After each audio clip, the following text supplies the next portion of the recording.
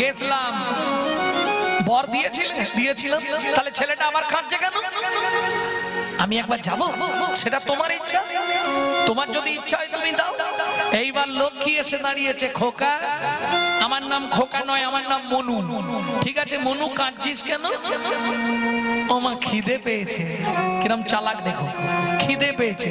মা লক্ষ্মী বলে কি খাবি? বলে মা তুমি যা দেবে তাই খাবো। মা লক্ষ্মী এক থালা খাবার নিয়ে এসছে, এই নে খা। খাবো কি করে? মানুষ খায় কি করে? হাতে করে।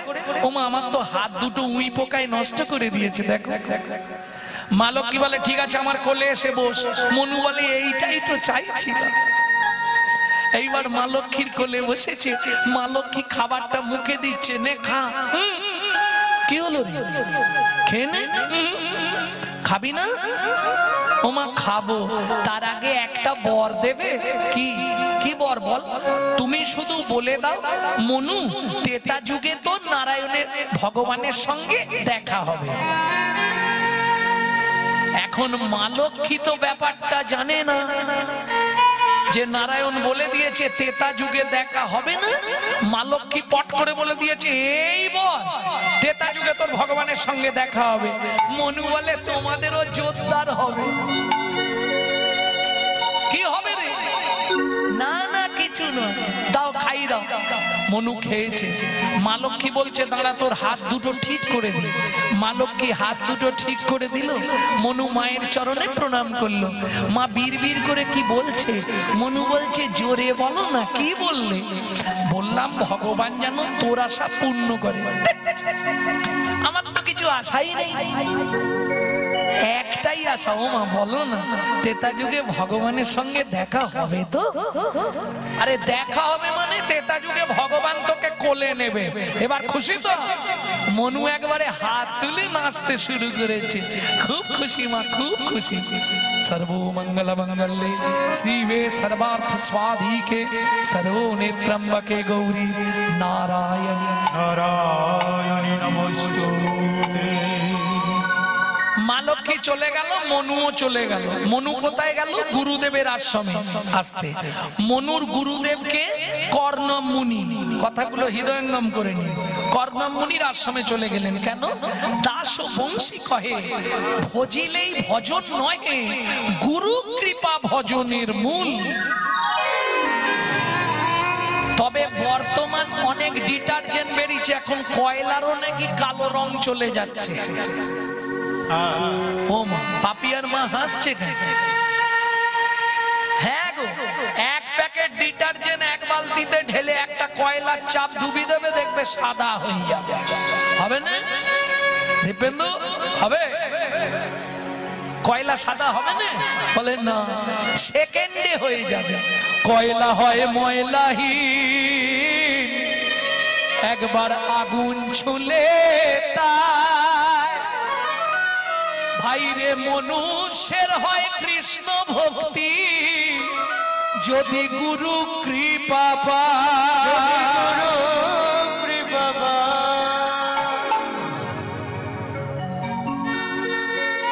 মনু চলে গেল গুরু আশ্রমে, গুরু কৃপা হলেই হয়ে যাবে। এইবার চলুন, এলো ত্রেতা যুগ। ত্রেতা যুগের ভগবানকে প্রেম সে বলো ভগবান রামচন্দ্র কি, অযোধ্যা রাজা রঘুপতি রামচন্দ্র কি। এইবার বলি, এক সময় রাবণ সীতাকে নিয়ে গেছিল। লক্ষণ আর রাম দু ভাই খুঁজতে খুঁজতে পরিশান্ত রাম এসে বসলেন সরজু নদীর তীরে। ওই গাছের শিকড়ের ওপর, শিকড়গুলো জলে ধুয়ে গেছে, রাম বসেছে। ও মায়েরা, আমরা যখন চিন্তামগ্ন হই, যেমন একটু আগে শুনলেন গৌর বসে আছে। কিভাবে বসেছিল গৌর? আমরা যখন চিন্তামগ্ন হয়ে যাই, হয় ওই জবার মা হাত থেকে চিন্তামগ্ন হয়ে যাই, রামচন্দ্র ওই শিকড়ের ওপর বসে চিবুকে ধনুক দিয়া বসিলেন রাম। বসিলেন রাম, অপলকে চেয়ে আছে নয়নাভিরাম, নয়নাভিরাম। লক্ষণ এসে প্রণাম করেছে, দাদা এই রে পা কেটেছো? নিশ্চয়ই শামুকে পা কেটেছো, রক্ত বেরোচ্ছে গল গল করে। দেখি দেখি দেখি, লক্ষণ রামের পাটা কোলে তুলেছে, চোখের জল দিয়ে রামচন্দ্রের চরণের তলাটা ধোয়াচ্ছে লক্ষণ। দেখে কোথাও কাটেনি, তাহলে রক্ত কোথা থেকে? ওমা ওই যে ধনুক রেখেছে একটা ব্যাঙের পিঠের ওপর পড়েছে, আর ব্যাঙটার নাক দিয়ে মুখ দিয়ে গল গল করে রক্ত বেরোচ্ছে। রামচন্দ্র ধনুকটা ফেলে দিয়ে ব্যাঙটাকে কোলের ওপর তুলে নিয়েছে। ভেক কিরে, সাপে যখন তোকে ধরে তুই এত কান্না কাঁদিস, আমি যখন ধনুক রাখলাম তুই তো একবারও আওয়াজ করলি না। ভেগ বলে প্রভু গো, ভেগ বলে প্রভু গো, সাপে যখন আমায় ধরে, সাপে যখন আমায় ধরে, আমি তো তখন তোমাকে ডাকি, আমি তো তখন তোমাকে ডাকি। এখন তুমি আমায় বলো প্রভু, তুমি আমায় বলো প্রভু, তুমি মারলে আমি জানাবো, তুমি মারলে আমি কাকে জানাবো। ওগো তুমি হলে আমার শ্রী ভগবান, তুমি মারলে আমি কাকে জানাবো। ওগো তুমি হলে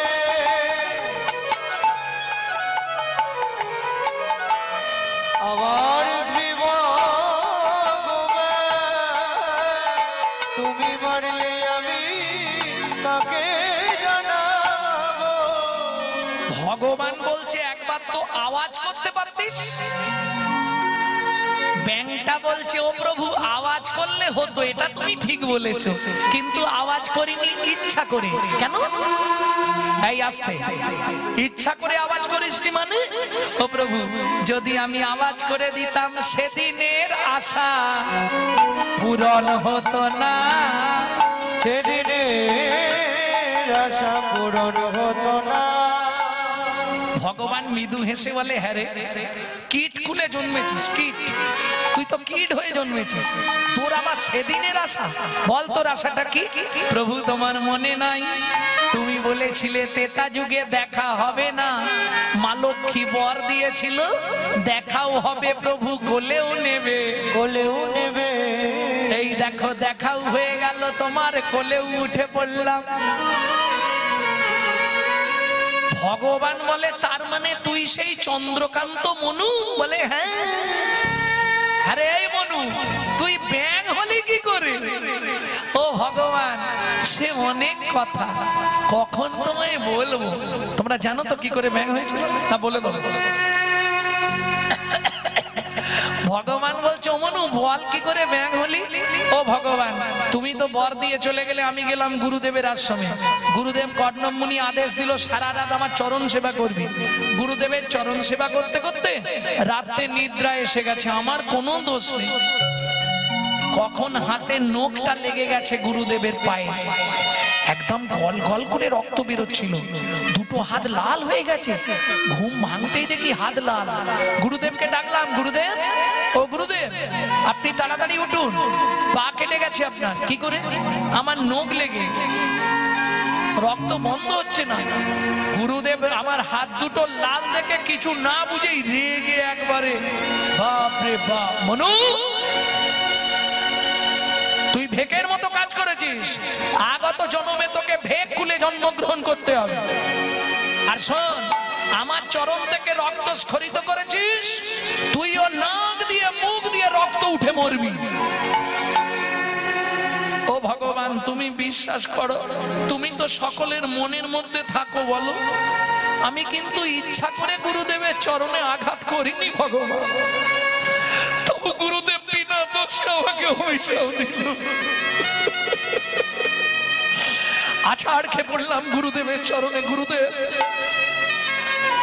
আপনি লঘু পাপে আমাকে গুরুদণ্ড দিয়ে দিলেন, আমি দেখে করিনি গুরুদেব, ইচ্ছাকৃত আপনার চরণে আঘাত দিইনি।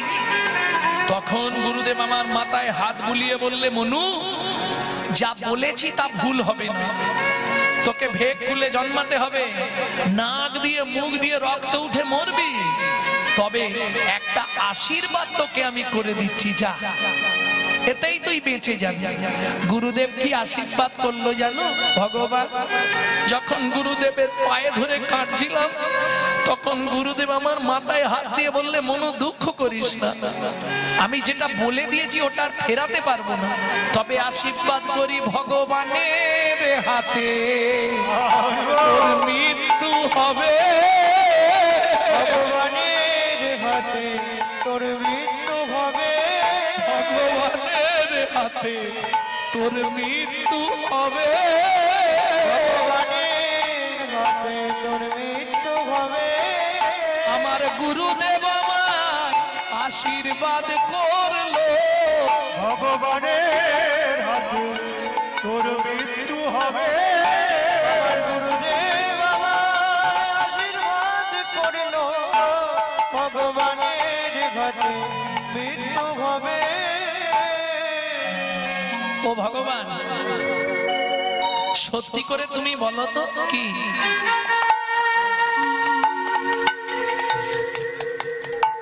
তারপরে আমাকে তোমার চরণের নপুর করবে তো? ভগবান বলে, নিশ্চয়ই করব, কথা দিয়েছি যখন এদার ওদার হবে না। তাহলে একটা কাজ করো ভগবান, কি? তোমার কোন পাটা আগে চলে? ভগবান বলে, আমার ডান পা আগে চলে। তাহলে ভগবান এক কাজ করো, আমার গুরুদেবকে তোমার ডান পায়ের নপুর করো, আর আমাকে তোমার বাঁ পায়ের নপুর করো। ভগবান বলে, মনু তোর লজ্জা করে না? কেন? যে গুরুদেব তোকে অভিশাপ দিল, যে গুরুদেব তোকে ভেগ হতে বলল, যে গুরুদেব তোকে নাক দিয়ে মুখ দিয়ে রক্ত উঠে মরতে বলল, তুই সেই গুরুদেবকে তোর কেনা চরণ দিয়ে দিবি? মনু বলে, ভগবান তোমার বুদ্ধি নাই। বলিস কি রে? হ্যাঁ, আরে শোনো না ভগবান, গুরুদেব যদি অভিশাপ না দিত, যদি আমি ব্যাঙ না হতাম, তোমার কোলে উঠতেই পারতাম না, তোমার সঙ্গে দেখাই হতো না, তাহলে গুরুদেব ভালো করেছে না খারাপ করেছে? ও সেটা না হয় ঠিক আছে, কিন্তু গুরুদেবকে তুই ডান চরণটা দিয়ে দিবি কেন? বলে, ভগবান তুমি এটাও বুঝলে না? না রে মনু, বুঝিয়ে বল। শোনো, তোমার ডান পা আগে চলে। ও ভগবান শুনে রাখো, এ জগতে যার গুরু সামনে থাকে তার ভয় কি থাকে? যার গুরু সামনে থাকে তার ভয় কি থাকে? যার গুরু সামনে থাকে তার ভয় কি থাকে? ওগো গুরু বলো,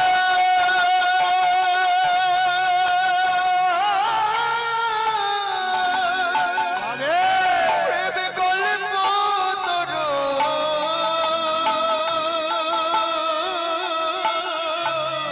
যার গুরু সামনে থাকে তার ভয় কি থাকে?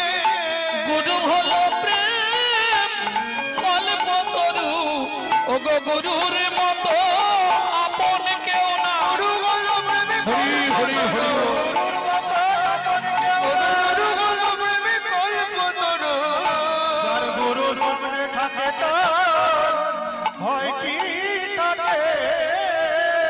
ও ভগবান, এবার আমাকে মরতে দাও। ভগবান বলে, হবে না। কেন হবে না? সব কথাই মিটে গেল তো। মনু, তোকে এই মুহূর্তে আমি আবার মানব দেহ দেব। কেন?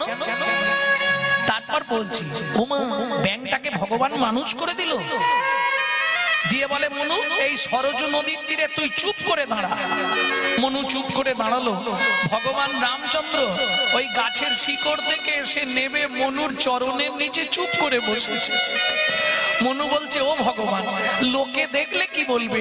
আমি দাঁড়িয়ে আছি আর তুমি নিচে বসে আছো, এটা কি সম্ভব? ভগবান বলে, এতক্ষণ তুই যা বলেছিস আমি সব শুনেছি, এবার আমি যা বলবো তুই শুনবি। কি বলবে তুমি? ভগবান বলে, দাঁড়া মনু, তোকে একটা প্রণাম করি। দাঁড়া মনু, তোকে একটা প্রণাম করি। তুই আমার জ্ঞানে রাখি,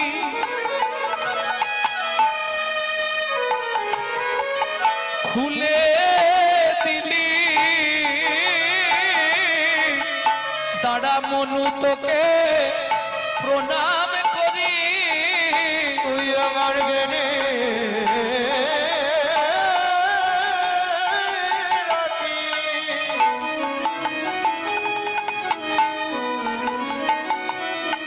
খুলে দিলি আমায় গুরু তত্ত্ব জানাইলি জ্ঞানে রাখি খুলে দিলি গুরু তত্ত্ব জানাইলি জ্ঞানে রাখি খুলে দিলি জগতে গুরু সত্য জানাই রাখি খুলে দিলি সত্য জানাই রাখি খুলে দিলি তোকে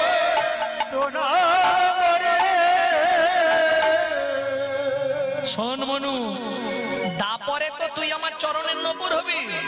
আরো তোকে বলে রাখছি, শুনে রাখুন কান খুলে সমস্ত ভক্তবৃন্দ। এইখানেই প্রতিশ্রুতি করে নিলেন ভগবান, শুধু দাপরে নয়, তোকে কলিযুগেও আমার চরণে নিয়ে যাব। তবে 24 বছর বয়সে যেদিন আমি সন্ন্যাসে যাব, তোকে আমার পিয়ার কাছে দিয়ে যাব। মনু বললে কেন? ভগবান বললে, মনু, এতদিন ধরে আমার সঙ্গ করতে করতে তোর দেহটা তো কৃষ্ণ ভাবিতময় হয়ে যাবে, তোকে পিয়ার কাছে রেখে যাব। কেন জানিস? আমার পিয়া যখন হা গৌর প্রাণ গৌর বলে কাঁদবে, মনু, তখন আমার পিয়াকে বুঝাবি যেন কৃষ্ণ বলে সদাই কাঁদে। যেন কৃষ্ণ বলে সে যে সদাই কাঁদে। যেন গৌর বলে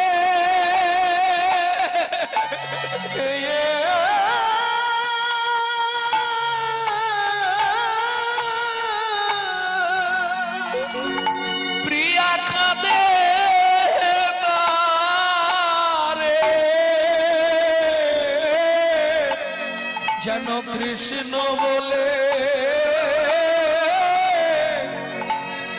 বলে সদাই কাঁদে। যেন গৌর বলে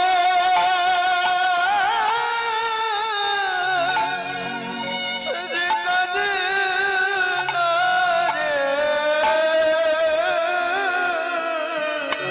কৃষ্ণ কৃষ্ণ বলে সে তো সদাই কাঁদে।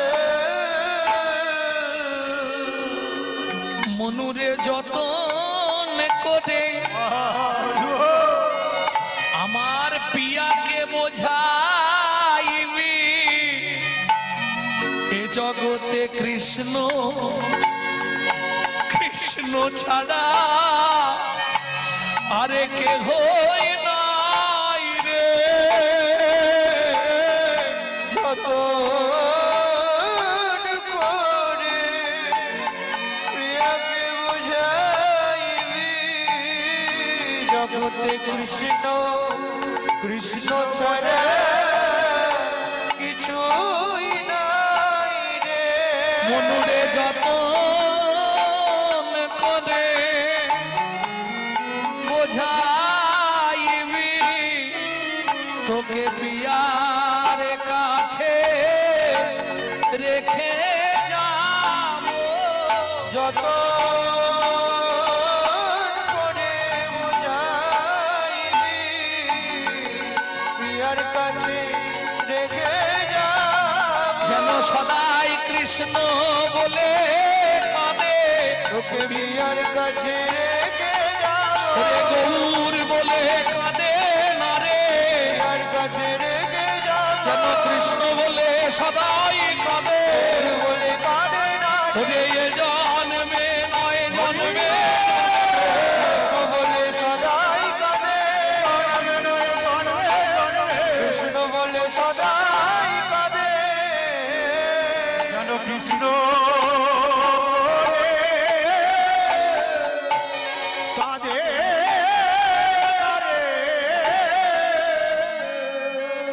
নয়নে কেন ছলো ছলো বাড়ি, ও রোনো নয়নে কেন চলো চলো বাড়ি, চমকি চমকি পুন কাপহিয়া ধরি, চমকি চমকি কেন কাঁদে হিয়া ধরি, পুলকে পুরিত তনু নব নব ভাবে, পুলকে পরিত তনু নব নব ভাবে।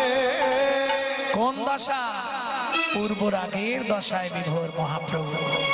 যার মধ্যেই পূর্ব রাগ অনুরাগ জন্মাবে একবার, সে দিন রাত কৃষ্ণ কৃষ্ণ বলে কেঁদেই পাগল হয়ে যাবে। পুলকে পুরিত তনু নব নব ভাবে, পুলকে পরিত তনু নব নব ভাবে, বাসুদেব ঘোষ নাহি বুঝে অনুভবে, বাসুদেব ঘোষ ভাবে বুঝে অনুভবে। বাসুদেব ঘোষ বলছে আমি অনুভবেও বুঝতে পারলাম না। কেন কেন বুঝতে পারলাম না একটু বলি। যখন মহাপ্রভু শুনলেন, মহাপ্রভু জানতেন না, নীলাচলে যাবার পথে মহাপ্রভু শুনলেন তার এক ভক্ত আছে ওই মেদিনীপুরের তমলুকে শ্রীপাঠ। মহাপ্রভু যখন শুনলেন তিনি 7 দিন হলো খাওয়া দাওয়া সব বন্ধ করেছে, আর গৌর প্রেমে তার পরিপূর্ণতা বিভোর। গৌর বলতে মানে একবারে গোটা শরীর ভেসে যাচ্ছে জলে। মহাপ্রভু বললেন এরকম ভক্ত, একবার আমি নীলাচলে যাবার সময় তাকে একবার দর্শন করে যাব। ওমা, ভক্তের যেমন ভগবানকে দেখার খুব ইচ্ছা হয়, জগতে বিশুদ্ধ কোন ভক্ত যদি জন্মায় ভগবানেরও তাকে দেখার বড় ইচ্ছা হয় গো। মহাপ্রভু গেলেন শ্রীপাটে, গিয়ে দেখলেন বাসু ঘোষ পাতার কুঠির তৈরি করে বসে বসে হা গৌর প্রাণ গৌর বলে কাঁদছে। মজাটা দেখুন, মহাপ্রভু যে গেছে বাসুদেব জানে না, মহাপ্রভু গিয়ে চুপ করে দাঁড়িয়ে শুনছে বাসুদেব ঘোষ হাগৌর হাগৌর হাগৌর হাগৌর হাগৌর, কবে তোমার দয়া হবে হাগৌর। বাসু ঘোষের চোখের জলটা ওই ঘরের ভেতর থেকে মেজে দিয়ে গড়িয়ে সে মহাপ্রভুর পায়ে ঠেকছে। আর যেই বাসু ঘোষের ওই চোখের জলটা মহাপ্রভুর পায়ে ঠেকেছে, মহাপ্রভু শিউরে উঠলেন। বাসু কে? আমি এসেছি বাসু। এসেছো দয়াময়, আমায় কৃপা করতে এসেছো? প্রভু একটা সত্যি কথা বলবে কি? তুমি নীলাচলে যাচ্ছ? হ্যাঁ, সত্যিটা বলবে আমায়, কিন্তু তুমি কি নীলাচলে গিয়ে তোমার লীলা সম্বরণ করবে? কাউকে বলিস না বাসু, এটাই সত্য। বাসু ঘোষকে বললেন মহাপ্রভু, কাউকে বলবি না। কাউকে বলবো না সেটা ঠিক আছে, তাহলে যাবার আগে আমাকে কিছু তো দিয়ে যাও, যেটা নিয়ে আমি বেঁচে থাকবো। কি নিবি তুই বল? আজকে নয়, কাল সকালে তুমি যখন যাবে তার আগে আমি চেয়ে নেবো। তখনও মহাপ্রভু বুঝতে পারেনি বাসু কি চাইবে। সারা রাত ধরে বাসু ঘোষ ঘুমায়নি।